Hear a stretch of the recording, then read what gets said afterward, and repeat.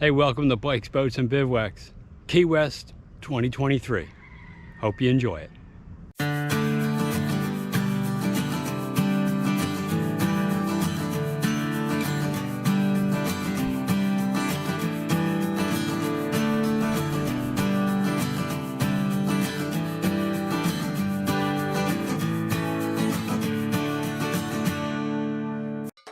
Here is our accommodations. 3-bedroom unit, Truman Annex. Hey, one thing about Key West, there's chickens or roosters everywhere. And the one I'm about to show you started crowing at 3 a.m. this morning. And there he is, making a lot of noise.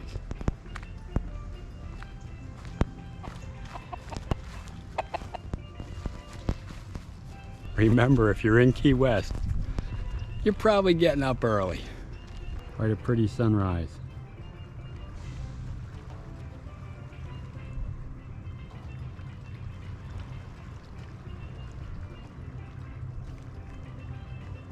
All right, Colonel, today we want to talk about our trip to Key West. Okay.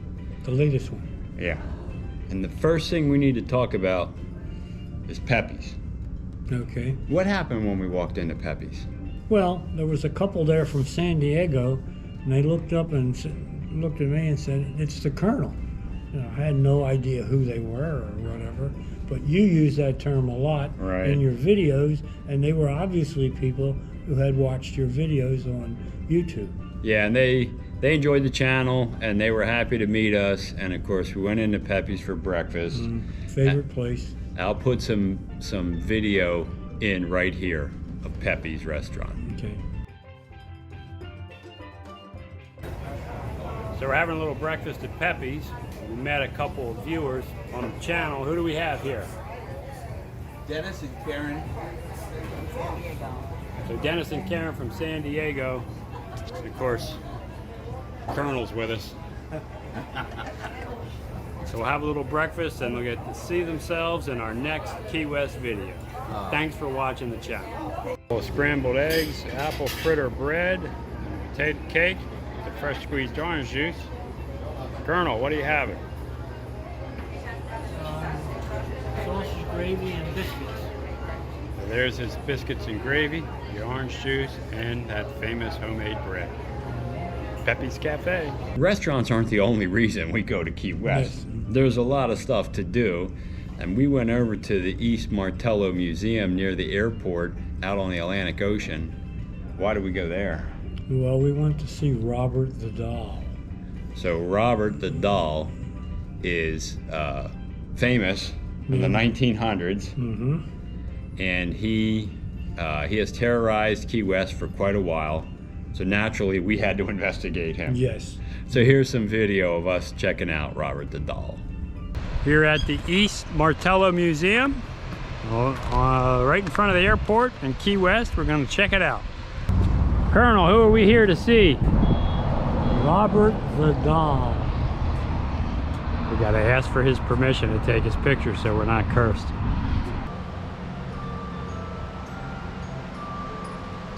May I take your picture? You don't want that curse on you. No. There's Robert.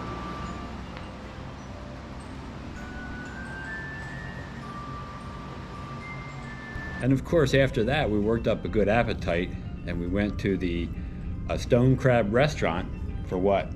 We went there for yellowtail snapper. So yellowtail snapper is one of our favorite fish to eat. It is sustainable, and that was actually the special that day, so it worked out really well. Exactly. And it was right at the entrance to Sigsbee, which is an area of military base that has the PX and gas station. Yeah, and camping and a lot of activities. It's part of the Naval Air Station. Yeah, a lot of marina stuff. So I'll put that in here for you to see. Pop, where are we at? The Stone Crab Restaurant in Greater Key West. And you can see this Malibu and Coke is nearly empty. What are we going to order? Yellowtail snapper. Which we can't wait for that. Here's some coleslaw, salad, and yellowtail snapper. Pop's got corn on the cob, mashed potatoes, and yellowtail snapper. What do you think, Pop? Looks good. I haven't got to it yet. So we decided to head north up to Boca Chica to the Naval Air Station. What did we do there? Well, first of all, I got a new ID card, and then we went to the Navigator Grill for what was lunch, I think. Yeah, we had some drinks there. Navigator Bar and Grill is right at the marina on Boca Chica for the Naval Air Station. And there's a beach there. You can rent paddle boards and kayaks. There's a marina. Yeah, it's just a really neat spot to hang out. We really enjoy it there. So we wanted to make sure we got down there. And you wanting to get a new ID was the perfect excuse to go have an adult beverage down by the water. So here's some video of that. We are at the Navigator Bar and Grill at Boca Chica. Colonel, what are you drinking? Malibu and Coke. The standard Key West drink. Coconut rum. I'm on a Diet Pepsi. Nice place for an adult beverage.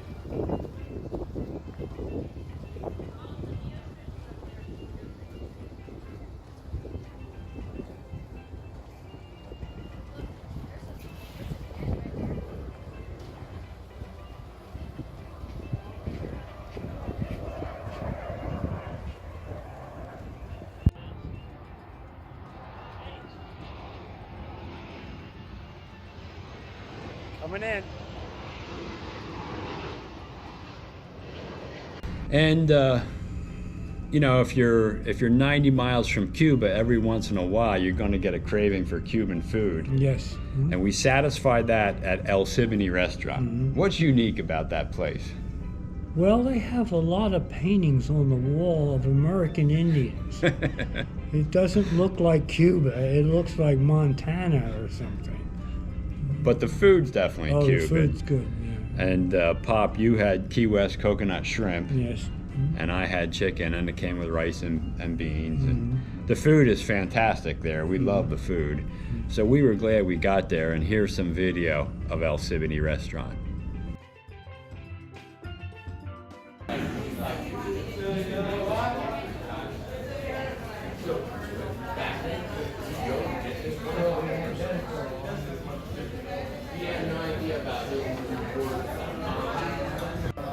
Here come the drinks. Right here. Thank you. Pop, what'd you get? Coconut shrimp, yellow rice, plantains. And beans. What's that? And some black beans right over there. Oh, yeah. And on this plate, you see the rice, the plantains, and chicken. The black beans are right there. Another one of the activities we love to do in Key West, fishing. Yeah. Where'd we go? Sammy Creek Landing. And it's not Sammy Creek. Right. Sammy's the name of the family that had this landing along the creek. It was actually Sugarloaf Creek. Sugarloaf Creek. This is a great spot, and they've done a lot to improve it over the last few years. They have parking right there now instead of just on the side of the street. The bridge that I love to fish there, I caught a ton of redfish. I remember that year. A couple years ago. So we were down there. I was catching little stuff on this trip, you know, just to get our hands smelly. But it's just a beautiful location, a great place if you want to take a picnic lunch there and just enjoy the morning or the afternoon. It's where we saw the Cuban refugee boat pulled along the side and abandoned. Yeah, so we were down there in June for a music festival, and we went over there to fish, and underneath the bridge was a chug, one of the Cuban refugee boats just anchored there. It was clever how they built it with galvanized pipe and liquid styrofoam and an old Chevy motor. But we did see that under there, and that's not a rare occurrence. No. That is a relatively common occurrence. So I'll put some video in of Sammy Creek Landing right now. We're at Sammy's Creek Landing on Sugarloaf Key. They did make some improvements. They now have parking in here, so I'm going to move the car in here. Pretty as ever, Pop. What's that? It's pretty as ever. Fishing with my favorite jig.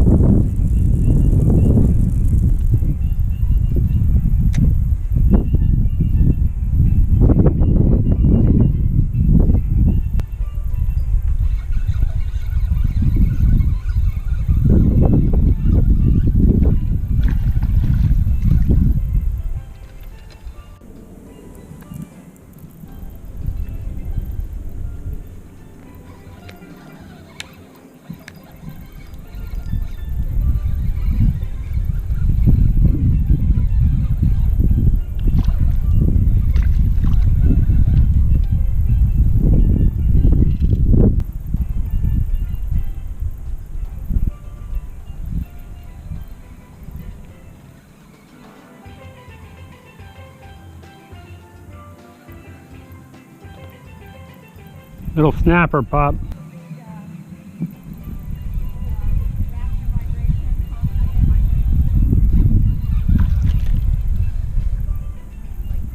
So one of the other places we like to go, really for breakfast most of the time, is Harpoon Harry's. Now it's right out on the bight near the schooner wharf, where a lot of the sailboats and catamarans and that kind of stuff sail out of.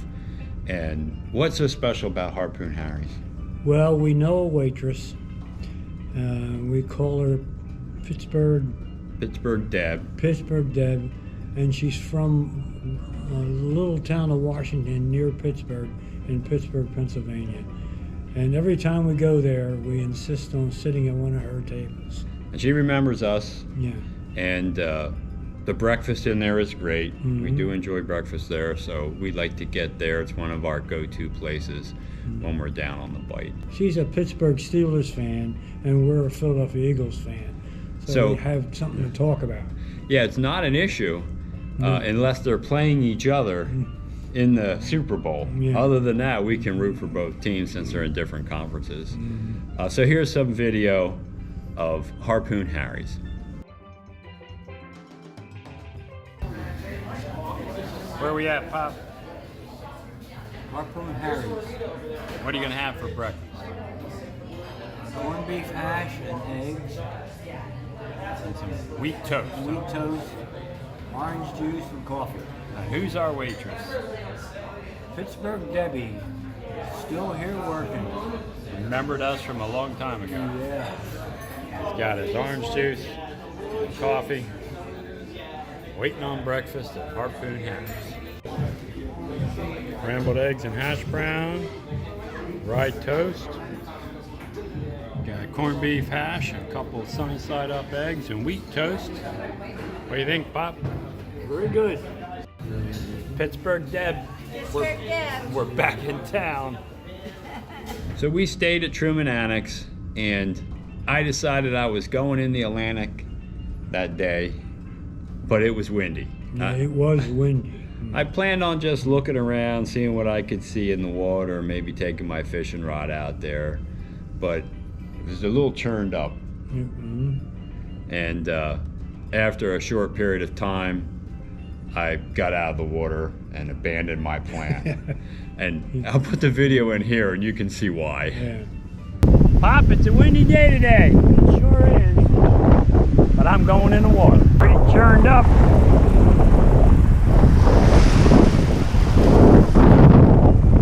A little chilly.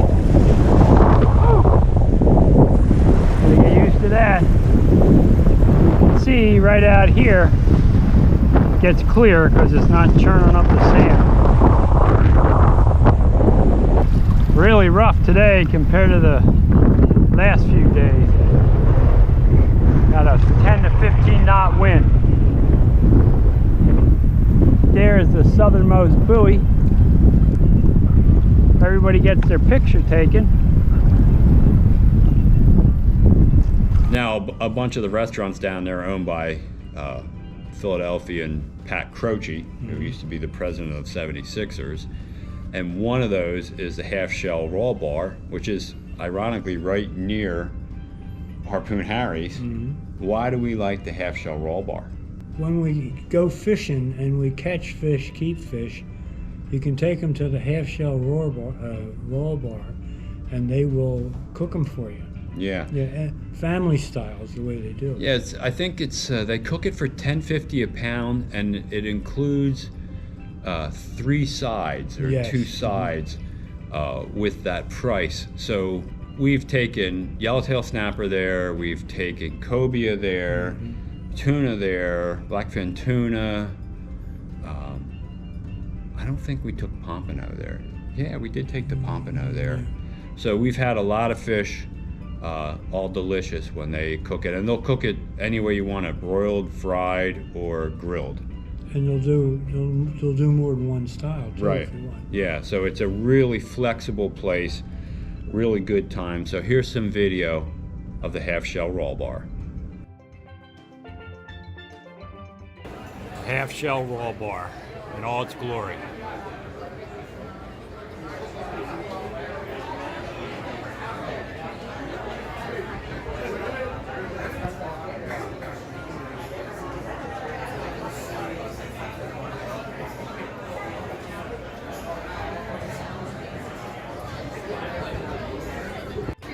What'd you get to eat, Keith? I got the yellowtail snapper sandwich. Coleslaw and fries. Coleslaw and fries. Colonel, what'd you get? Yellowtail snapper broiled, corn on the cob, and coleslaw. There's a duplicate plate of what Keith got. Bon appetit.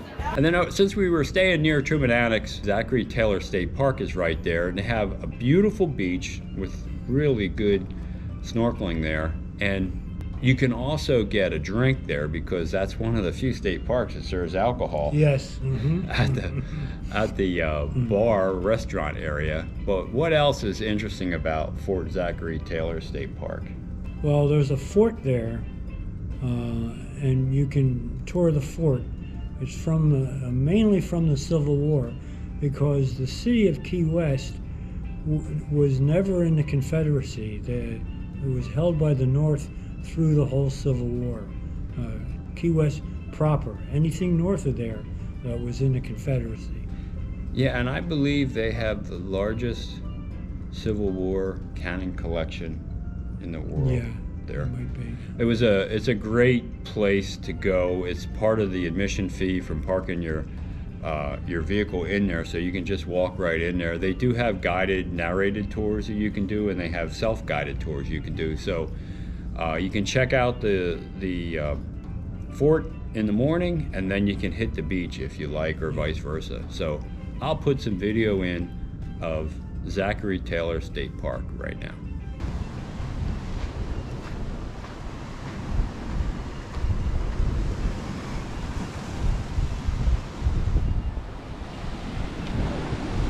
You can see the green break out there.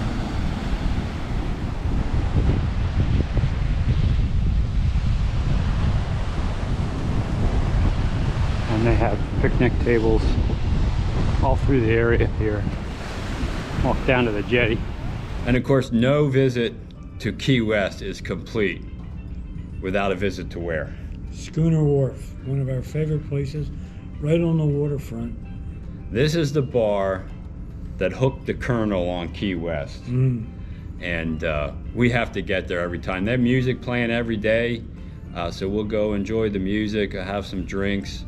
We've had breakfast there and dinner and lunch, but typically we go kind of mid-afternoon for drinks, listen to some music and dinner. And it's just a great place with a really storied history. So here's some video of the Schooner Wharf.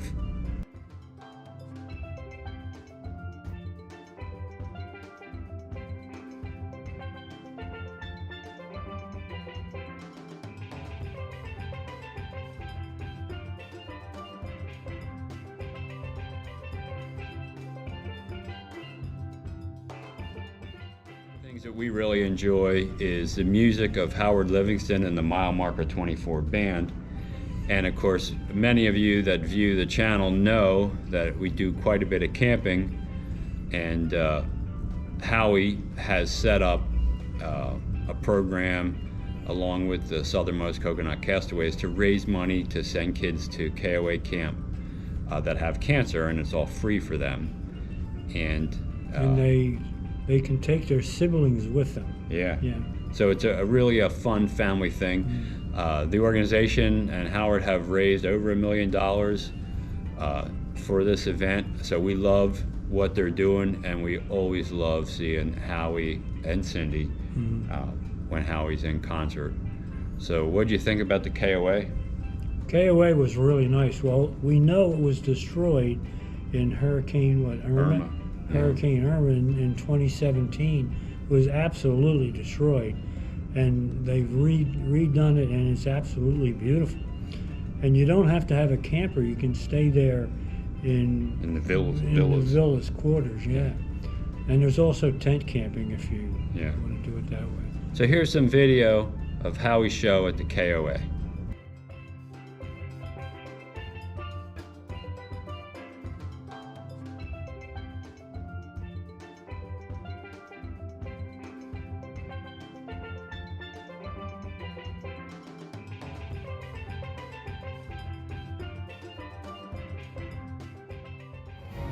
Living on an island. Well, that about wraps up this year's trip to Key West. If you enjoyed this video or it helped you, consider subscribing to the channel. It's free. It does help me out a lot. Also, ring that bell. You'll be notified every time I put up a new video, and give the video a thumbs up. That helps it be seen by a wider audience. But more important than all that, go have some fun out there. hey, thanks for watching.